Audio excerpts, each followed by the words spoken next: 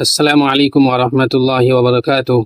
এক ভাই জিজ্ঞাসা করছেন যে মদের বোতলে পানি রাখা যাবে কি?